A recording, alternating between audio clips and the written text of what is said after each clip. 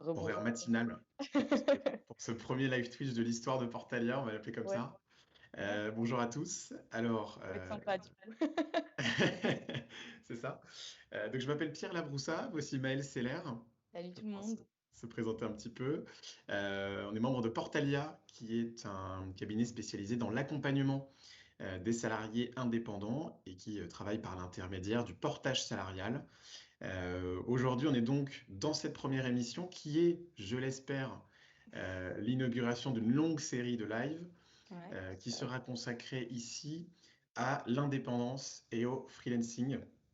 Et donc, on va dire aux quelques astuces qu'on peut vous donner de par notre expérience, de par des consultants qu'on a pu rencontrer.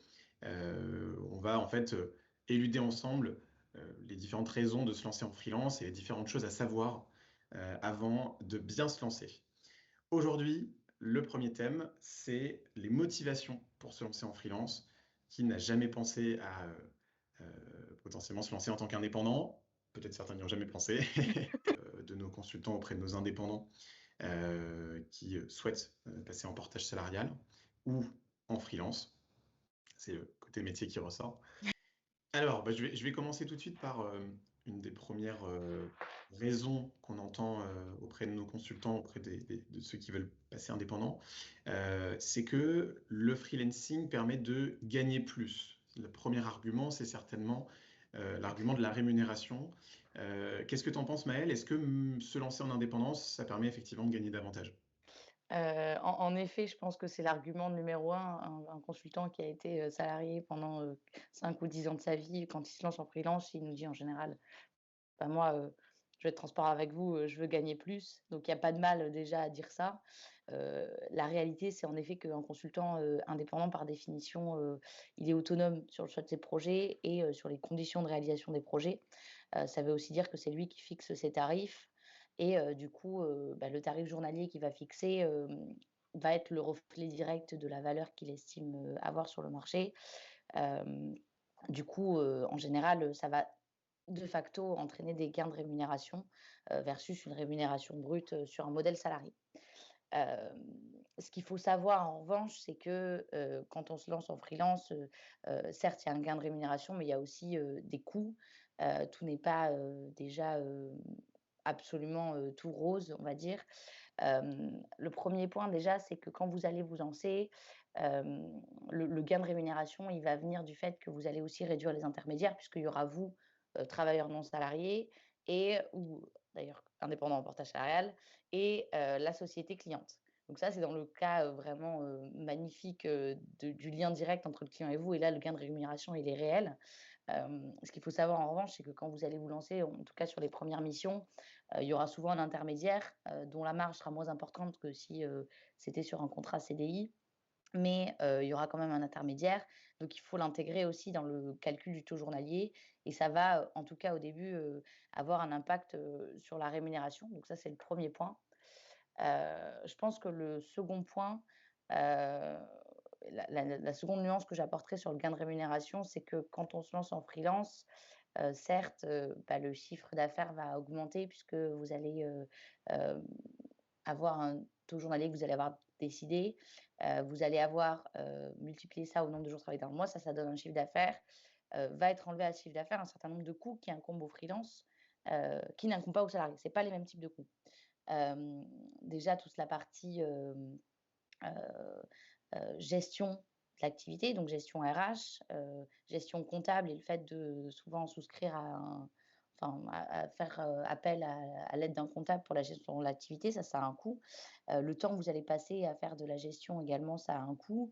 Et le dernier point, on va dire l'aspect purement social, sur lequel, bah, évidemment quand vous êtes indépendant, enfin pas évidemment, c'est peut-être pas évident pour tout le monde, mais quand vous êtes, indépendant, il y a un certain nombre de droits auxquels vous n'avez plus accès par rapport à un contrat salarié. Donc, les droits au chômage, les droits, pour, les cotisations pour vos retraites, tout ce qui va être mutuelle et cetera. C'est des assurances auxquelles vous allez devoir souscrire par vous-même.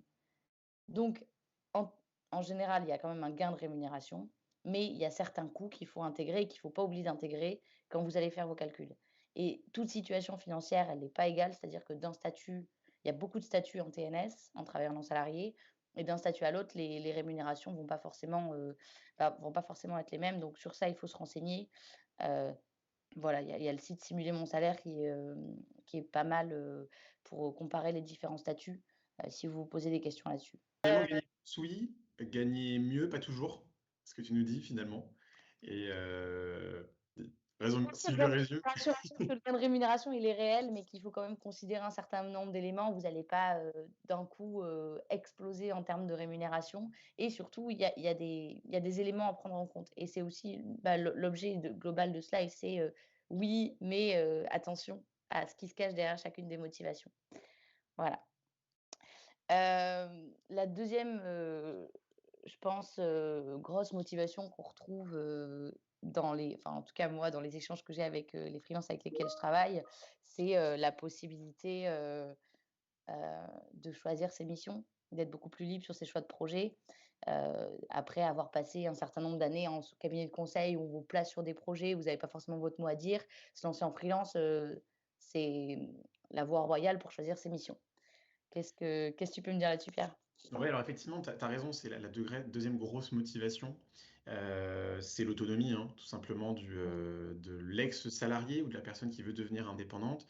Finalement, est-ce que ça fait pas rêver un peu tout le monde de devenir son propre employeur, d'être un peu à sa charge, de choisir sa propre mission au moment qu'on le souhaite? Mmh.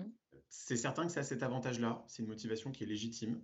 On peut souhaiter sortir du cadre du salarié, on peut tout simplement avoir une appétence, hein, pour la recherche de projets, et puis pour tout simplement la volonté d'être complètement indépendant. À cela quand même, rajoutons certaines attentes, certaines, on va dire, responsabilités qui entourent l'autonomie de l'indépendant. Je couperais ça finalement en 3 parties. Je dirais qu'il y a un avant-projet, un avant-lancement même en Mmh. freelance.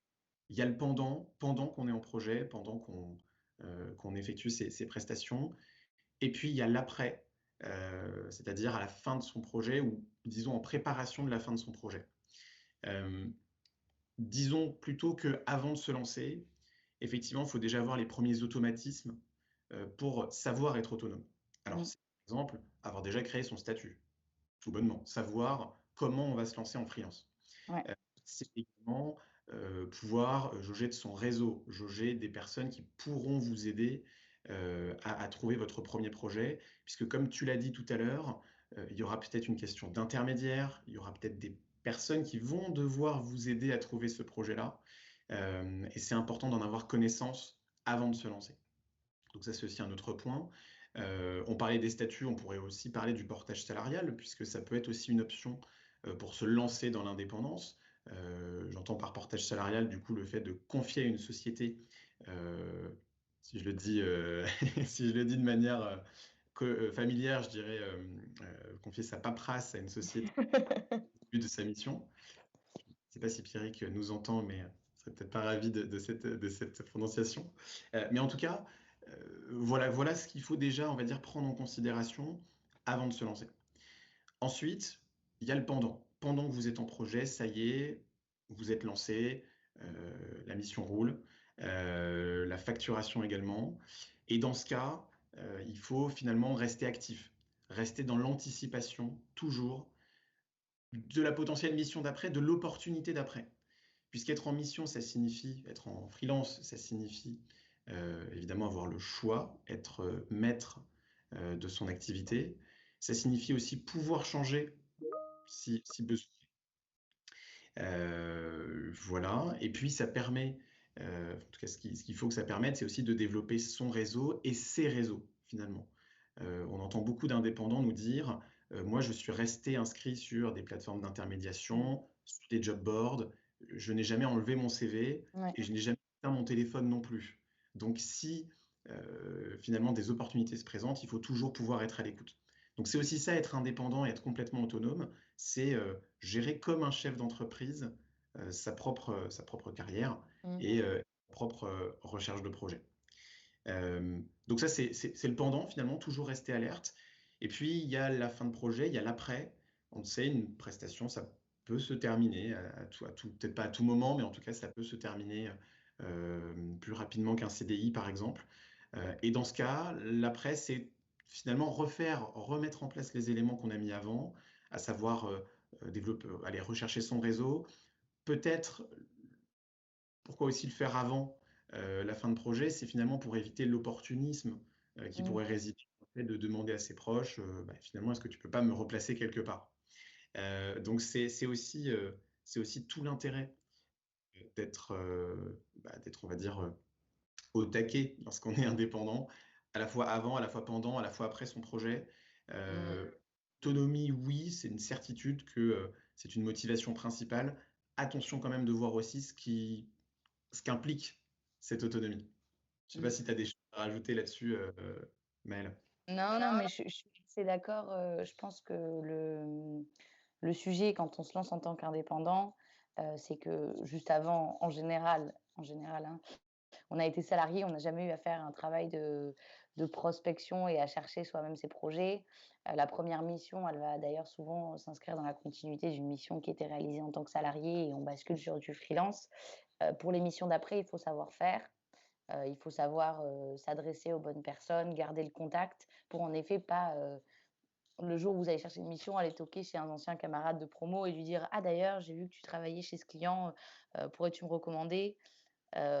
C'est pas un opportunisme qui est sain, c'est un opportunisme qui est désagréable. Donc l'opportunisme, il faut l'avoir un petit peu de façon régulière, pendant tout le temps où vous êtes, en projet et le fait d'être installé dans un projet ne vous garantit pas que ça va durer pour toujours.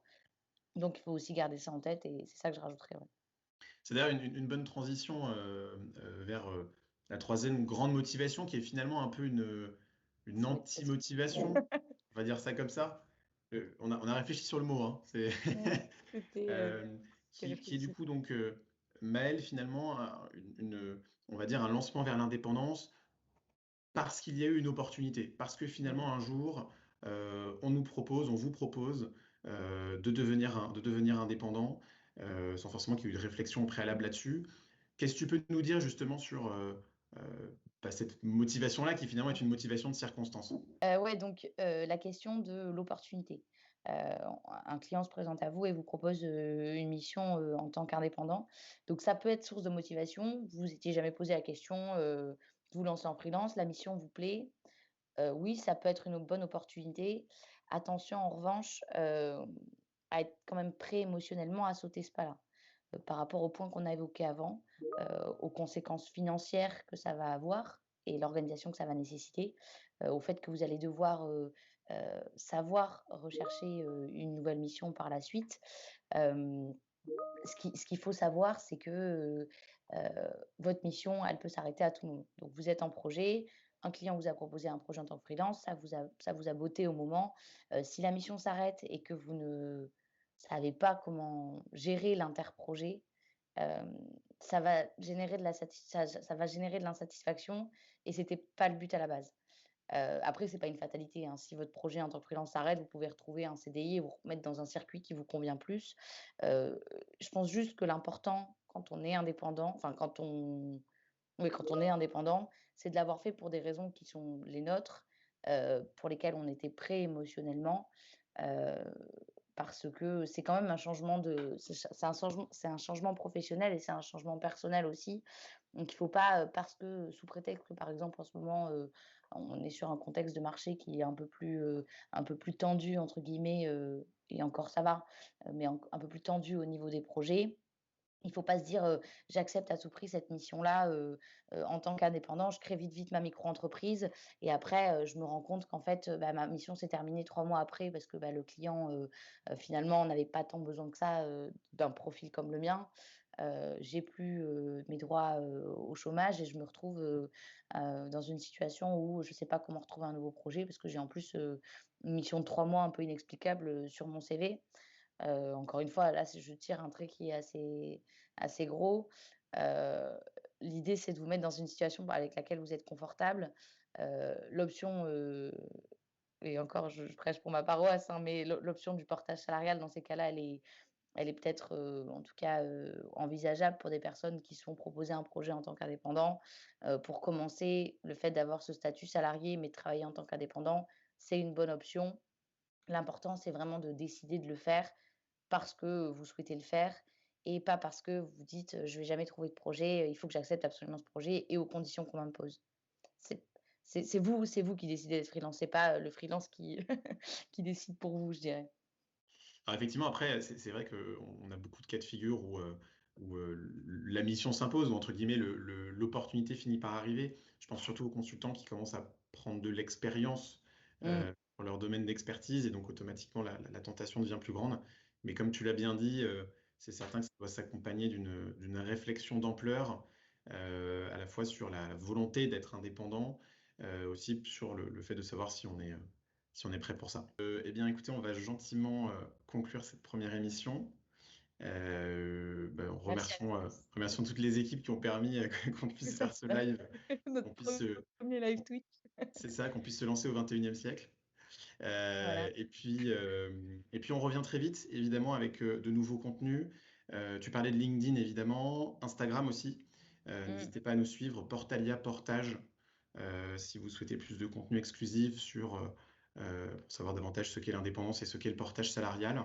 Notre Et site puis nos mails qui internet s'affichent aussi assez juste en dessous. basiquement. Comment, qu'est-ce que tu disais? Notre site internet aussi assez basiquement, Et notre Portalia site point internet, fr. bien sûr, pareil, portalia.fr, voilà, sur lequel on continue également d'être très actif. Mmh mh. Très Merci à bien. tous. Merci Ouais, Maëlle. merci Pierre, merci Firmin pour la gestion de notre chat et merci à tous les participants d'être venus ce matin à cet Et à très international. vite. À très vite.